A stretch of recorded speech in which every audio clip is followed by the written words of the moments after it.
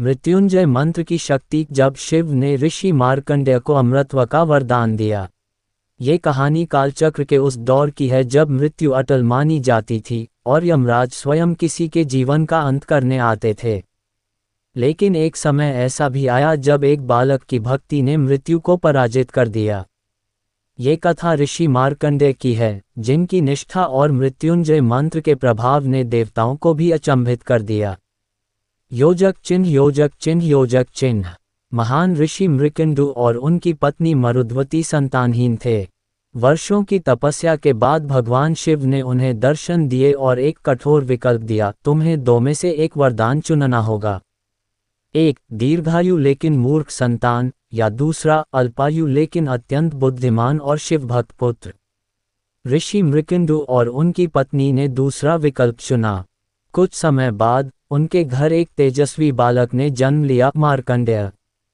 लेकिन उसके जन्म के साथ ही एक भयानक भविष्यवाणी भी हुई, यह बालक केवल 16 वर्षों तक ही जीवित रहेगा। योजक चिन्ह योजक चिन्ह योजक चिन्ह। मार्कंडेय बचपन से ही विलक्षण थे। वे बाल्यकाल से ही तपस्वी प्रवृत्ति के थे और शिवभक्ति में लीन रहते थे। जैसे जैसे उनके 16वें जन्मदिवस का समय निकट आने लगा, ऋषि मृकंडु और उनकी पत्नी का हृदय चिंता से भरने लगा। अंततः वह भयावह दिन आ पहुंचा जब कालदंड चलाने वाले यमराज स्वयं उनके प्राण लेने के लिए पधारे।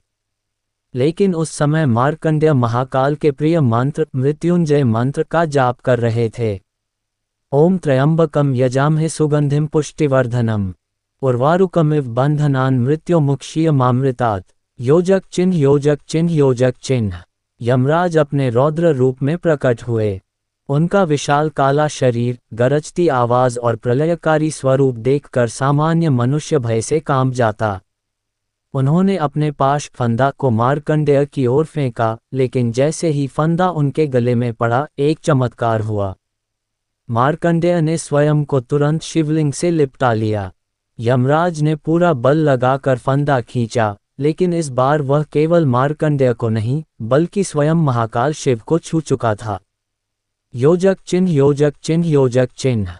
अचानक भयंकर गर्जना हुई और पूरा ब्रह्मांड थर्रा उठा।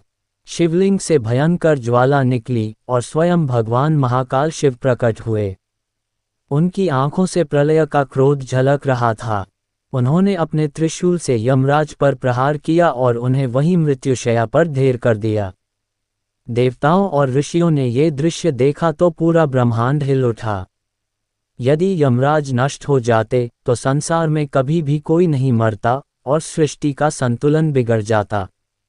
योजक चिन्ह योजक चिन्ह योजक चिन्ह।